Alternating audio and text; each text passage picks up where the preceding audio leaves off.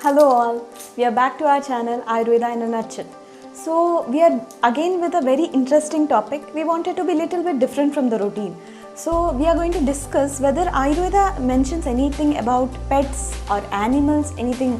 So we have a very interesting references in Ayurveda telling about pets and about their sixth sense. So what does Ayurveda tell about pets, and are there any references about sixth sense and pets in Ayurveda? And is there anything like pets actually explained? See this video to know this.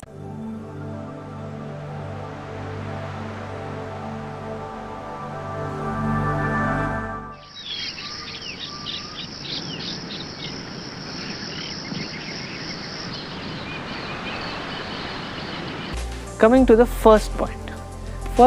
What actually are pets, right?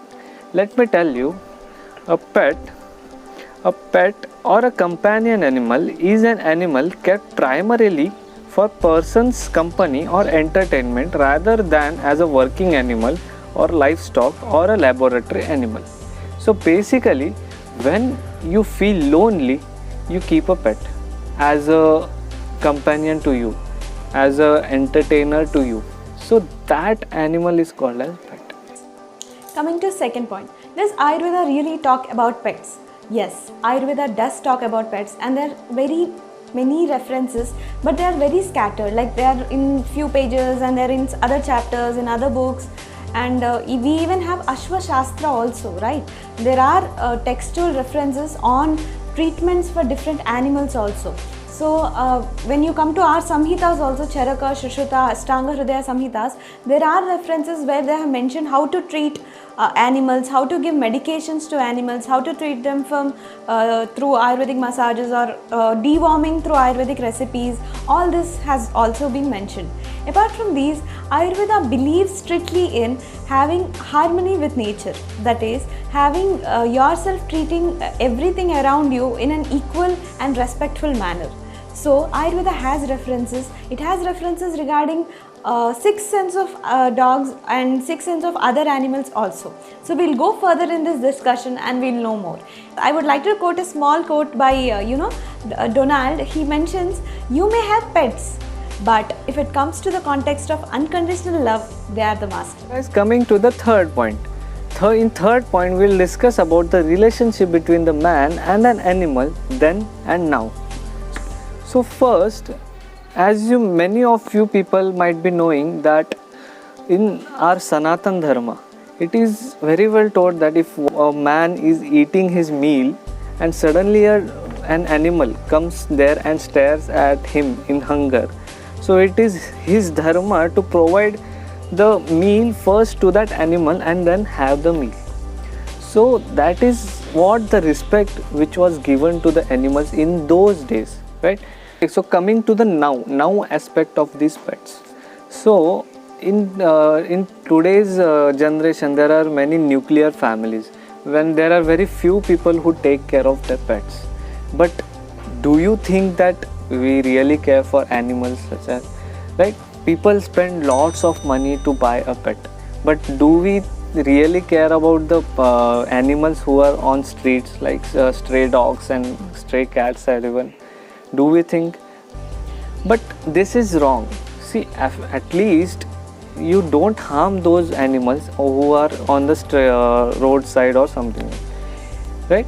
At least respect them. At least respect them as an animal, right? And if you are not affording to keep a pet at a home, so at least while going on a road, you can feed those dogs, right? You can feed those dogs, cats or cow. Even many of the cattle are there on the road who eat plastic and they die due to intoxication by consuming the plastic. Don't hate them, don't hit them, right? Or you can donate to NGOs which are truly working for these animals, who are conserving these animals, right? So you can do that. Coming to our fourth point, that is Ayurveda versus sixth sense of the pets.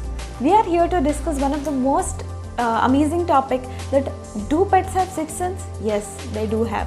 And here we have references in Ayurveda regarding the same. See, when it comes to dogs, even they are hungry, sometimes you give food, they are not taking it because they sense some danger in the food.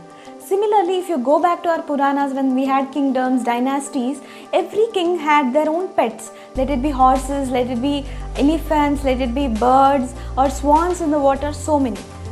Is it only just to keep pets? No, there is some scientific reason behind this. Kings who are very powerful had this danger of always poisoning. So, people to defeat them would poison their food. This context is explained as Garavisha and Dushivisha in Ayurveda. So, to know this, they used to keep their pets also with them because pets never take poison food. Why? Because they are a step ahead of humans and they do understand it. They have that sixth sense which you call.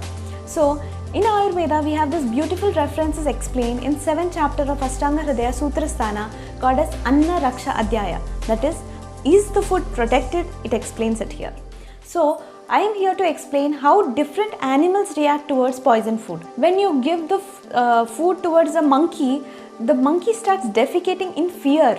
So that is how the monkey reacts towards poison food. When you give it to a crane, the crane starts become intoxicated also. When the same poison food is given to swan, swan gets irritated and it starts getting dizzy. So there are other references where you have a bird, Maina, when the same poison food is fed to Maina, it starts screaming at the top of your voice. We all know Koyal, Maina, all these are beautiful birds and they are having a very beautiful melodious voice. But there is sudden change in their voice and they shout at the top of their voices. That is when they are indicating there's something wrong with the food. The same thing, if you give some poison food towards peacock, it becomes very delightful, it becomes very happy, it starts dancing. Okay, this is very strange, but it's true. And there is even told that because of the eyesight of the peacock, just by a look at the poisonous food, the poison of the food gets decreased. Peacock has such good energy that it can even decrease the poisonous food. That's why so many kings and so many people used to have peacocks around their lawns everywhere. So pets are very faithful, pets are very, very close and lovable creatures. And Ayurveda tells, instead of you protecting them, they are the ones who are protecting them. So coming to the fifth and final point, which is conclusion, right? So in previous point you saw that animals are so important and their sixth sense really help us being protected from the danger.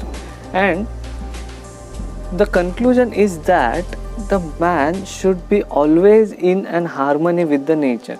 See, if you follow the nature's law, definitely the nature will always protect you. And if you go against the nature's law, again the nature will come with some or the other calamities like tsunamis, earthquakes and many of them. Actually, concluding this, we can tell that Ayurveda is not only a medicinal science, it is a life science which tells you how to live exactly. In short, I can tell you that Ayurveda is an eco-friendly medicinal science. Please do like this video if you like it and share this video if you like it and comment this video if you like it. And yes, don't forget to subscribe and press that bell button so that you get the notification once we upload the video, right?